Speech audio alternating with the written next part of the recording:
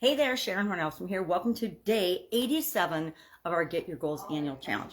Today we're talking about this fourth step in the mental goals process, which is strategy and plans, as well as thought triggers. What thought triggers are, how we can use them in order to contribute to our mental well-being instead of detracting. We think of triggers as usually something negative, and we want to turn that around.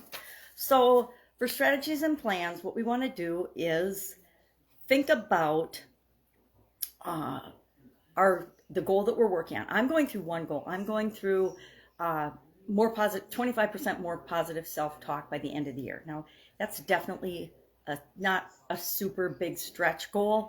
I probably should have set 50% or something, but I want to demonstrate on this how we can break it down and make it achievable, but a reach goal, because I don't know about you, but I'm still counting and tallying to see what percentage of my thoughts are or my self-talk is positive and negative. And I know it's way more toward the negative side than it is positive, and I want to turn that around, but I also want to be realistic in setting that goal. So we did steps yesterday, and we broke it down into the steps that I need to do in order to achieve that goal. And so today I'm going to look at that, and I'm going to say, okay, what is my overall strategy for making that happen? And then what is my plan? And I think by looking at the steps, I've kind of broken it down already into the things I need. No, I need to go to each of those steps and say, okay, what are my plans to achieve this? And really the goal is kind of my overarching strategy, right? Is to improve my self-talk by 25%. So I want to write a specific timeline for each step of the process and in my plan, because that becomes my plan. As I create a timeline on each step, that's my plan. That's my project plan, so to speak. All right, well, now let's talk. And so that we're going to do that today. That's your action item for today, is to identify your strategy, your overarching strategy, and then your plan for the goal that you're trying to achieve with respect to mental well-being this month. And then share one thought trigger. We're going to talk about thought triggers now, and then I want you to share one thought trigger that you know you have. And I'll give an example of one of mine.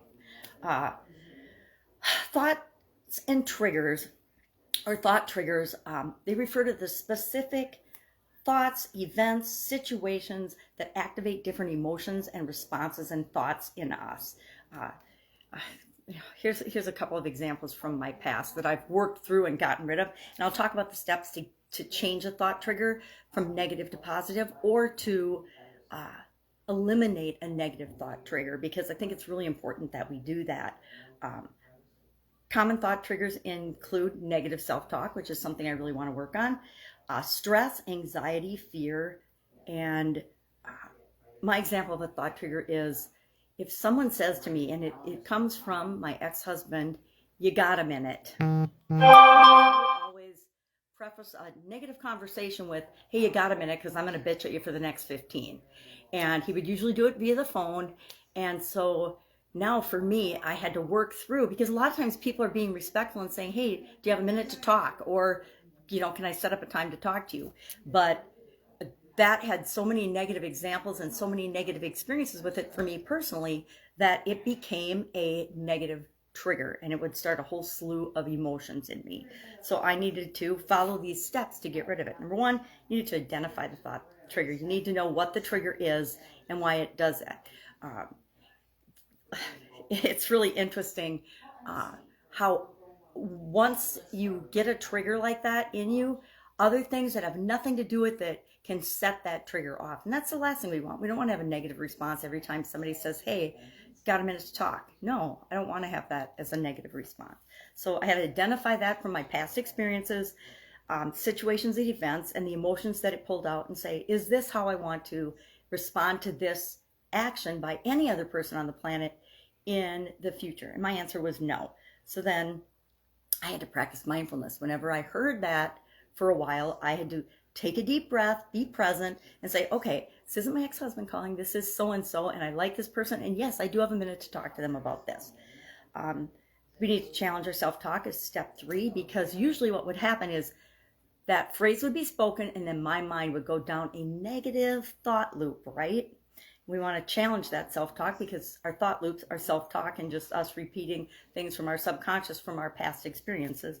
And then finally, we want to set a goal that corresponds to, or a mental goal that corresponds to this, so that we manage our triggers. They don't manage us, right? And the trick with this is we've been forming triggers our entire life. And mostly on a subconscious level, because our subconscious always wants to keep us safe. So we don't consciously say, oh, whenever I hear that phrase, I'm going to get upset. No, absolutely not. We automatically form those based on our past experiences. And it's up to us to become consciously aware and identify them in order to change the ones we want to change. We also have positive thought triggers. Maybe we'll talk about those another day. But those we want to anchor in ourselves so that we can call upon those emotions and those responses and those upward spirals of thought whenever we want. So action item today, share one thought trigger that you know you have, because I think we really can learn from one another. Because like I said, most of the time when somebody says, hey, you got a minute, it wouldn't bother anyone else, right? But it became a negative trigger for me. And so if I share that with you, then maybe you have one that you can share with us that will help other people to realize, oh my gosh, I have that trigger too, or I have a trigger with a different phrase, and I definitely don't want to respond that way to everybody else that uses it. It's only one person. Maybe your mom used a certain phrase with you, or your dad or something, or your cousin or your sisters or brothers or whatever.